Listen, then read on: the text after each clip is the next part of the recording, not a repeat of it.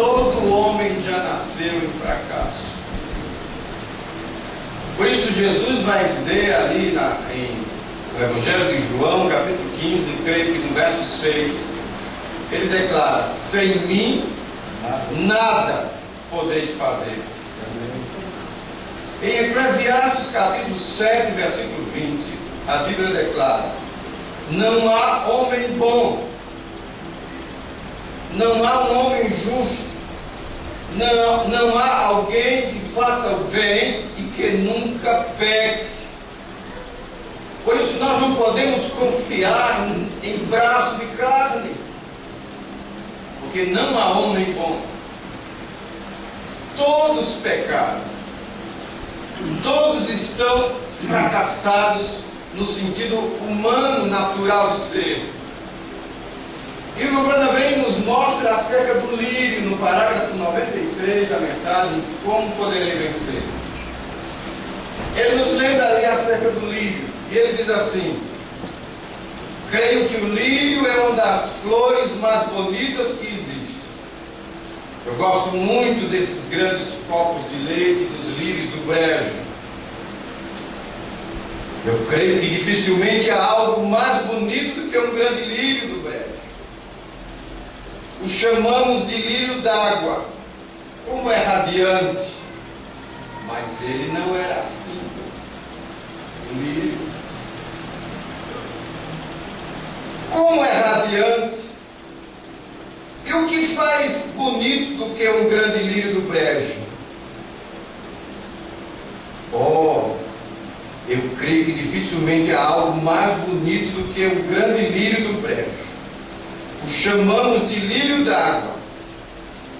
E o que o faz bonito, e o que o faz crescer, o que o faz bonito, o que o faz crescer, ele disse, é uma sementinha lá embaixo na lama, naquele brejo imundo. E aquela sementinha, não obstante o resplendor que sempre brilhará nela, esteja ali dentro, então, ela está na lama.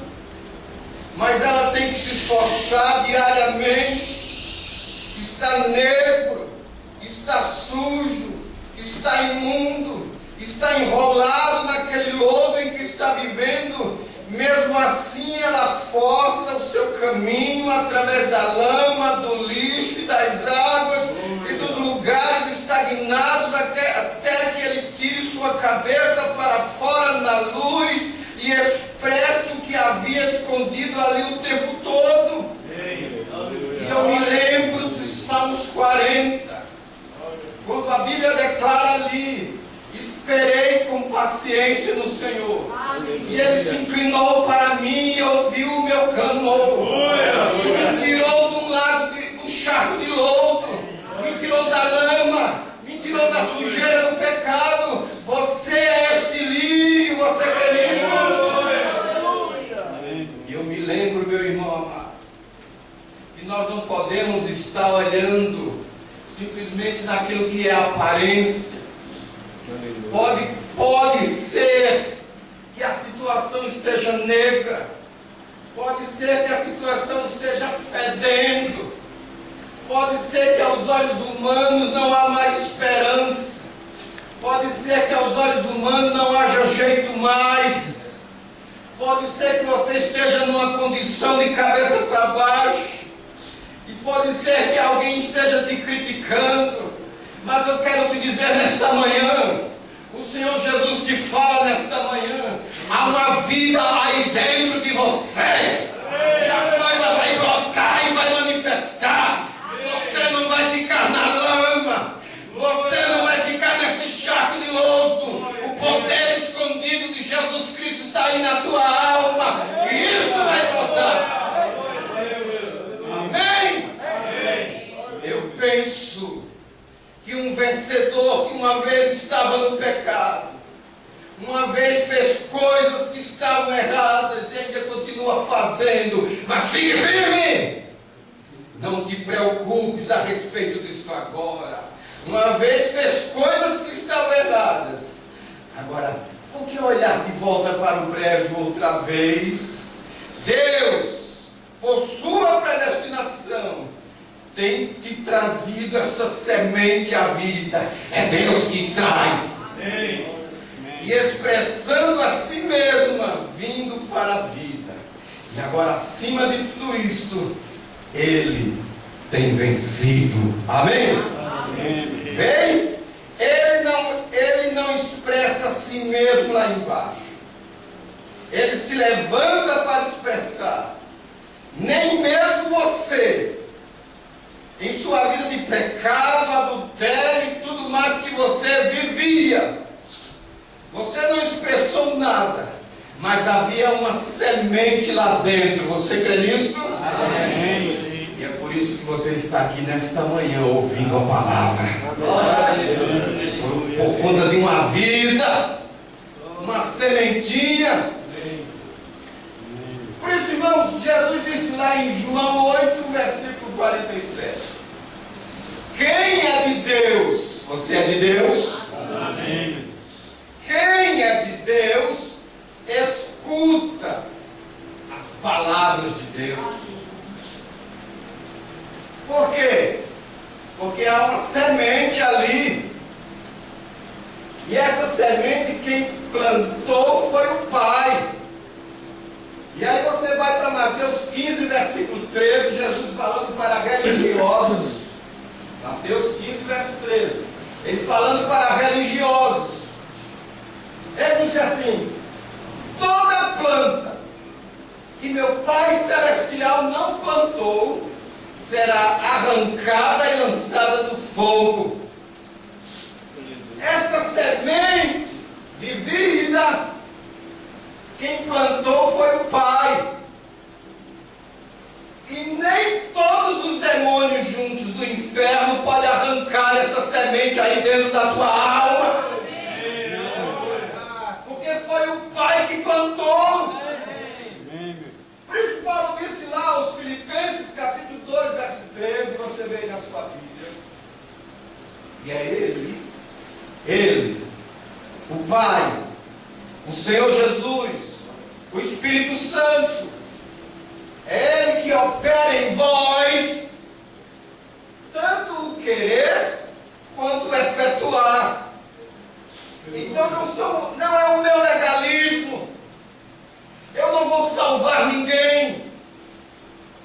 Eu não vou levar ninguém para o céu. É Ele. Amém. Foi Ele que plantou a semente. Por isso o apóstolo João, na sua primeira carta, capítulo 3, ele vai nos falando ali. Mas veja a partir do verso 10. Nisto são manifestos os filhos de Deus e os filhos do maligno, os filhos do diabo.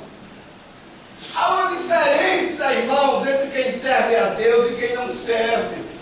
Nós não estamos falando aqui de conversa mole, de personificação. Porque o manufaturado, ele consegue personificar até um certo tempo.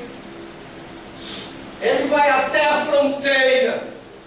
Nós estamos falando aqui que há uma diferença entre quem serve a Deus e quem não serve. Malaquias capítulo 3, verso 18, a Bíblia vai declarar isso. Lá, verso 17, verso 18. Então, vereis a diferença entre quem serve a Deus e quem não serve. E qual é a diferença? É semente. Amém, aleluia. É semente. Ninguém pode botar semente na vida de ninguém. Ninguém pode plantar semente em ninguém. É Deus, é o Pai. Toda planta que o Pai Celestial não plantou. Então não vamos manufaturar a quem quer que seja. Não vamos fazer que o outro seja aquilo que ele não é. Sejamos uma bênção, sejamos uma influência. É verdade isto? Amém. Mas é o outro e Deus. E se o outro não tem semente? E se o Pai Celestial não plantou a semente no outro? E esta plantação Nós vemos pela Bíblia que ela já aconteceu desde antes da fundação do mundo. Deus não está agora mesmo plantando semente no coração de quem quer que seja. Por isso, essa coisa de orar, ó Deus, escreve o nome dele no livro da vida, os evangelistas aí fazem. Escreve o nome dele, o nome dela no livro da vida. Isso não é escriturístico. Porquanto, se você for para Apocalipse 17, versículo 8, a Bíblia vai declarar ali que adoraram a besta todos aqueles que não têm os seus nomes escritos no livro da vida do Cordeiro desde antes da fundação do mundo. Aleluia, Jesus. Então os nomes foram escritos no livro da vida desde antes da fundação do mundo. Aleluia, Jesus. A semente foi plantada pelo Pai. É o Pai que planta a semente. E a palavra é a água. Você crê nisso? A palavra é a água que rega essa semente. Se há semente. E tem mais. Em Gênesis capítulo 1, ali pelo versículo 9, você pode ver na sua Bíblia. Lá está escrito assim, olha, cada semente produza conforme a sua espécie. Isso é matemática. É matemática. Filho de Deus vai produzir frutos de filhos de Deus. Amém. Amém? Amém. Filhos de Deus produzirá frutos de filhos de Deus. Aleluia. A começar que ele tem fé perfeita. E na mensagem Estatura de um Varão Perfeito, o irmão Brana vai dizer ali que se não tem fé, não tem nem como começar a história. E você vai para Hebreus capítulo 11, lá pelo versículo 6, a Bíblia declara: sem fé é impossível. Olha, irmão, está dizendo ali, impossível agradar a Deus. O irmão Brana bem diz, estatura de um varão perfeito, quando ele está falando sobre fé, que é o primeiro degrau. Paulo vai dizer em Hebreus 11 que é o fundamento.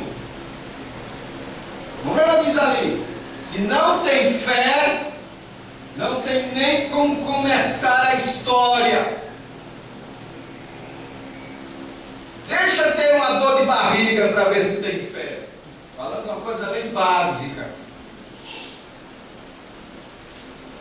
Se não tem fé, não tem como começar a história, porque é a fé que produz obras. A fé é manifestada através das obras. É expressão de fé.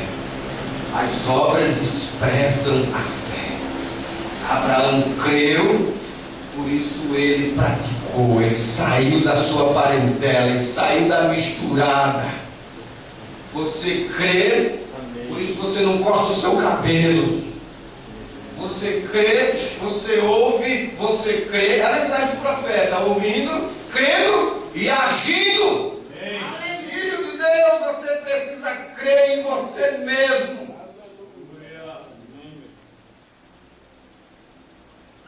Tem a ver com autoestima. Acredite em você mesmo, que você é um filho de Deus, que você é mais do que vencedor.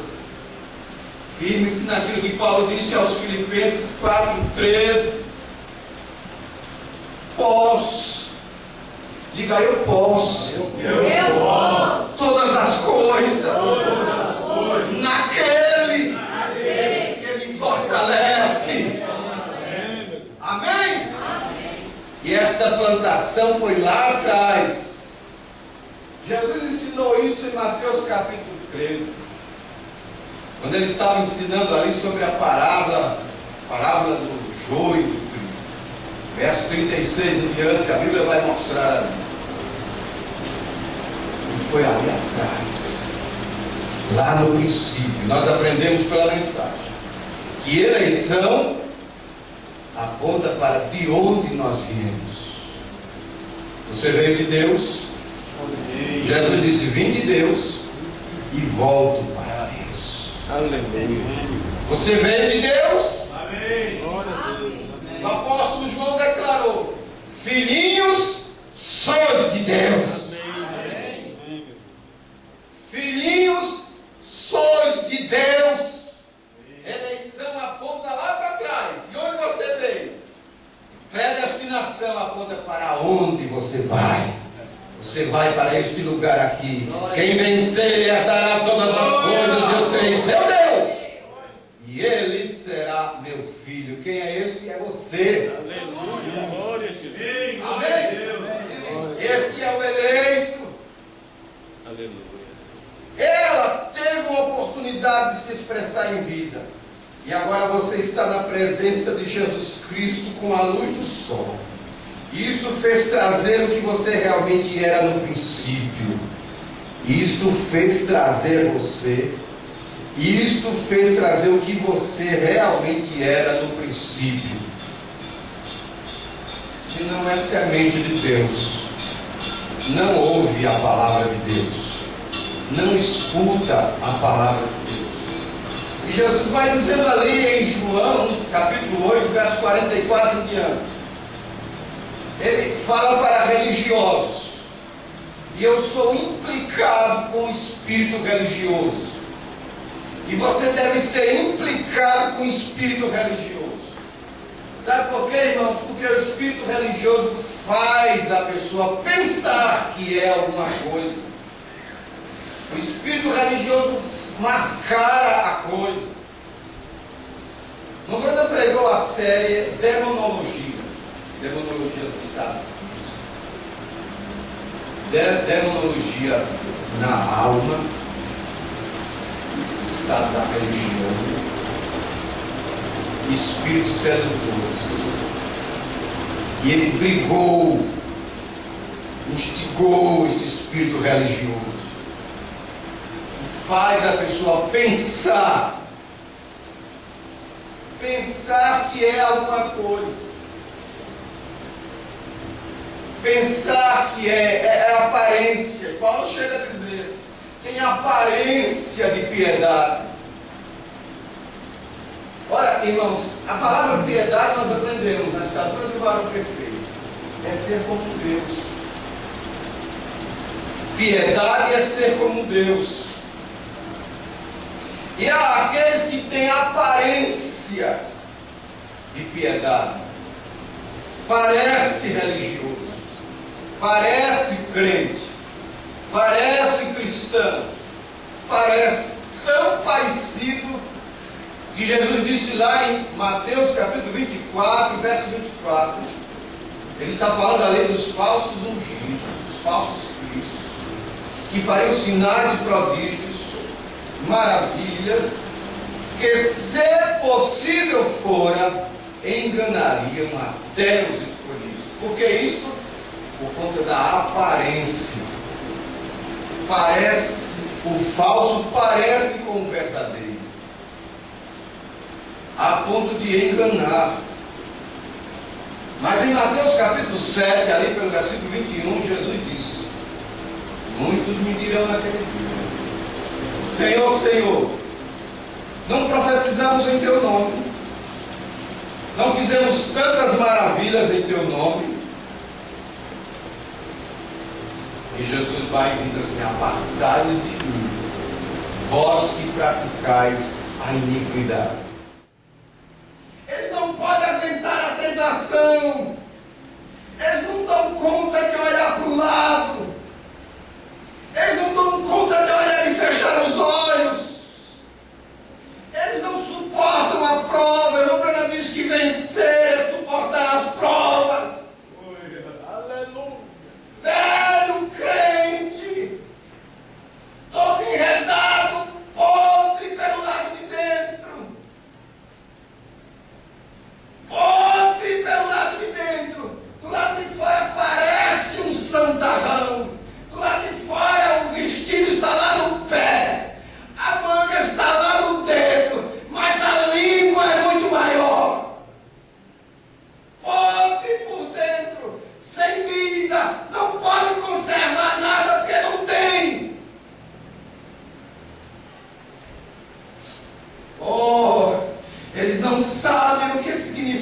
vencer? Os cristãos, o trono, que se embaraça, que se envolve, que se deixa levar pelo mundo. Quando Paulo disse aos Romanos, capítulo 12, versículo 1 diante ali, ele disse: não vos conformeis com este mundo. E conformar, irmãos, você já sabe, é tomar a forma de, é tomar a mesma forma, é se ajustar. E o apóstolo João, no seu capítulo 2, primeira carta de João, capítulo 2, ali pelo verso 16, 17, ele disse: não ameis o mundo e o que no mundo há. Não vos conformeis com este mundo. E o profeta diz: então eu comecei a pensar neste texto. Vencer quer dizer conservar a vida em você. Mas primeiro tem que ter a vida. Primeiro tem que ter a vida. Primeiro tem que ter o batismo do Espírito Santo. A terceira etapa da graça. Não descanse só porque você foi batizado em nome do Senhor Jesus. Não descanse no segundo estágio, que é o estágio da santificação. Siga caminhando pelo mundo sem parar. Siga adiante. Levantai-vos e andai, porque não será aqui o vosso descanso. Ele disse: meu Deus, eu comecei a pensar neste texto. Você vencer quer dizer conservar a vida em você. Parágrafo 41. Quando a vida saiu, foi aquilo que levou aquele tronco àquela condição. Veio, e isto ficou pior do que nunca quando ele caiu no rio onde as águas estavam. Veja o que o profeta vai dizer. Não posso cortar, está aqui na mensagem. E então agora você toma um cristão, que está suposto a ser um cristão. Deixe a vida de Deus ir dele, e a experiência do gozo de servir a Cristo, e viver em uma igreja, onde tal coisa está acontecendo, ele apodrece 2 vezes mais depressa. Veja, já está podre o cristão. E se ele está numa igreja que está podre também, é isso que o profeta está dizendo aqui. Ele apodrece 2 vezes mais depressa. E nós gritamos lá em uma pessoa: você é responsável por isso aqui. Leia a mensagem do profeta à ordem da igreja. E ele vai te dizer lá que você não deve ser tímido acerca da ordem da igreja. Ele vai te dizer lá que você é responsável por isso aqui, que você não deve jogar nas costas do pastor tão somente o peso, a carga. Todos nós somos responsáveis pela igreja, todos nós somos responsáveis pelo culto, todos nós somos responsáveis pelo sucesso da vida espiritual desta igreja. Um membro fora da vontade de Deus interrompe todo o programa de Deus. Veja o profeta ensinar isto lá na coleção de adoção, manifestação dos filhos de Deus. Um membro fora da vontade de Deus, ele chega a dizer: alguém pode deixar de ser curado aqui. É verdade isso, pastor? Alguém pode deixar de ser curado aqui. Um membro fora da vontade de Deus interrompe todo o programa de Deus. Por isso, irmãos, nós somos responsáveis para não deixar isso aqui apodrecer. Amém. Cada um dos senhores não põe o peso só nas costas do pastor. Todos nós somos responsáveis em não deixar isso aqui apodrecer. Todos nós somos responsáveis, como o irmão Brando ensinou lá na mensagem, a ordem da igreja, que os diáconos devem ter de cor esta mensagem. Mantenham a atmosfera do Espírito Santo aqui. Se você fica alheio, se você fica, parece que está num clube social. Foi isso que o irmão Brando ensinou, que as denominações se tornaram lojas, clubes, que vai relaxando, os demônios vão entrando, os espíritos errados vão entrando e tirando a vida, tirando a saúde. E a igreja, irmãos, não é quatro paredes. A igreja, eu e você, nós somos a igreja. Amém. A eclesia, aqueles que foram chamados para fora. Amém? Amém. Corpo místico de nosso Senhor Jesus Cristo. Este é a igreja. Veja. Então, se tentarmos seguir a mensagem da hora, você quer seguir a mensagem da hora? Amém. No parágrafo 43. Então, se tentarmos seguir a mensagem da hora, ou pelo menos esta parte da mensagem, nós deveríamos viver constantemente na vida de Cristo. Porque senão você prostra por aí, sabendo que estas coisas que você está suposto a fazer e não as faz. A Bíblia diz: aquele que conhece o bem e não o faz, está pecando. E ele se torna mole, podre, quando você está separado da vida de Deus. Então lute com tudo que está em você. Amém, meu Deus. Ajuda. Lute com tudo que está em você, para permanecer na vida de Cristo, para que você seja um portador de frutos. Lá na frente dessa mensagem o profeta vai dizer: pare de lutar. Aqui ele está dizendo: lute com tudo que está em você para permanecer na vida de Cristo. Lá na frente ele vai dizer: pare de lutar. Pare de lutar com as tuas forças. Pare de lutar por você mesmo. Pare de lutar confiando em braço de carne. Mas por outro lado, lute com tudo que está em você. E o que está em você é maior do que o que está no mundo. Você é mais poderoso do que Satanás, e por isso você vai vencer, você vai vencer, você vai sair dessa, você vai manifestar a vida.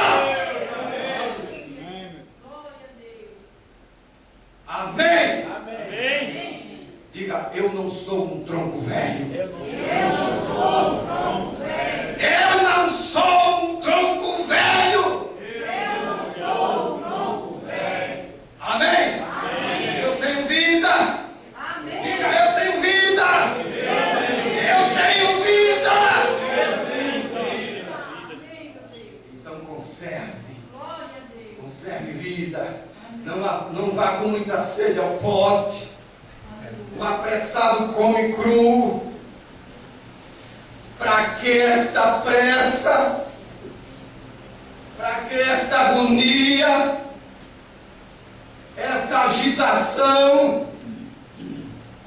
Por que toda essa agitação? Cadê a temperança?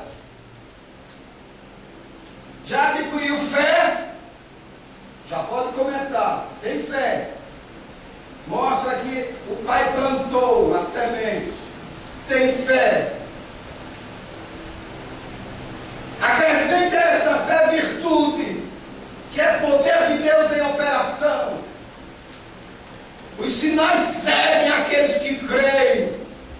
Marcos 16 está em evidência ainda nesta manhã. Você crê nisso? Amém. Você pode pôr a mão nos enfermos e você pode curá-los. É a palavra que diz. Já tem fé, já pode começar. Amém. Aí vem a virtude, que é o poder de Deus em operação. Agora, isso sem conhecimento vira tonteria. Por isso que tem muita tonteria por aí, que falta conhecimento. O meu povo se perde, se corrompe por falta de conhecimento. O meu povo sofre. É Oséias que fala isso, né? Por falta de conhecimento. Por isso ele vai dizer lá no seu capítulo 3, capítulo 6, verso 3, Oséias fala assim: conheçamos e prossigamos em conhecer ao Senhor.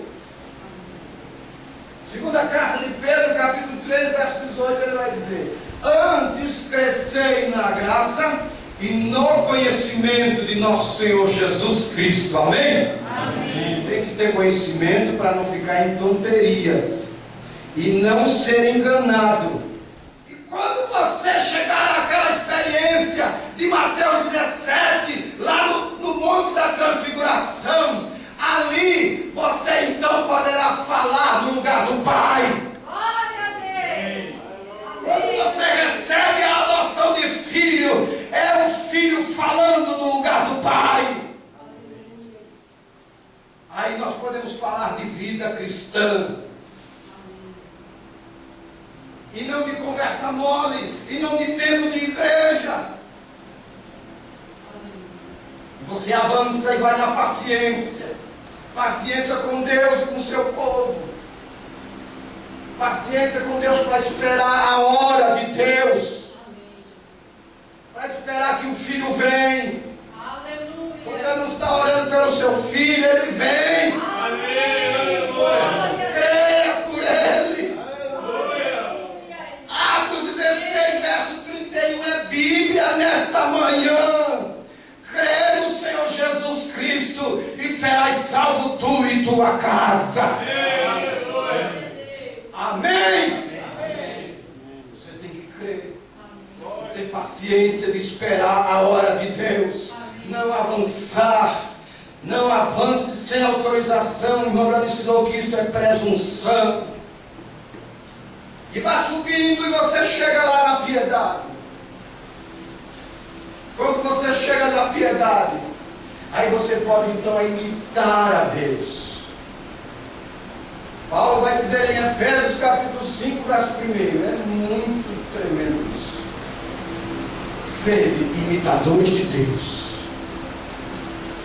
Imitadores de Deus. Um homem comedor de feijão e farinha, imitador de Deus, como pode ser isto?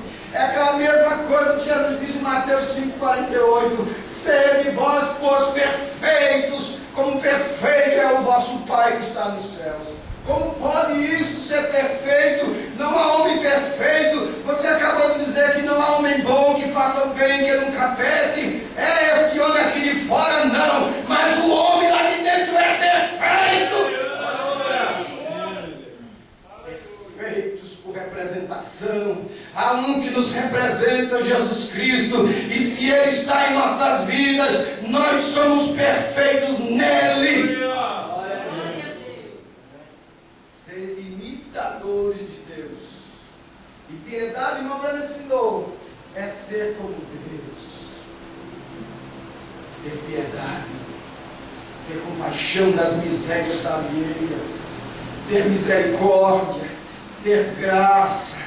Deixar o legalismo, a religiosidade, aquele espírito que acusa, de maledicência, de falar mal das pessoas, de julgar os outros, de vida impura, de vida suja. As pessoas pensam que pecado é só adultério, mas falar da vida dos outros é pecado, não refrear a língua é pecado. As coisinhas pequenas é que nos atrapalham. O Brando chega a trazendo a mensagem, a segunda vinda de Cristo, que não são nem mesmo as coisas carnais que nos deixarão de fora, mas as coisas naturais. As coisas naturais, a gente vai se envolvendo com coisas naturais, e não combina, irmãos. Coisa natural com coisa espiritual não combina. Piedade é ser como Deus. Aí você tem o amor fraternal, que é o amor entre irmãos. Quando você ama, você pode ser chamado de discípulo de Cristo.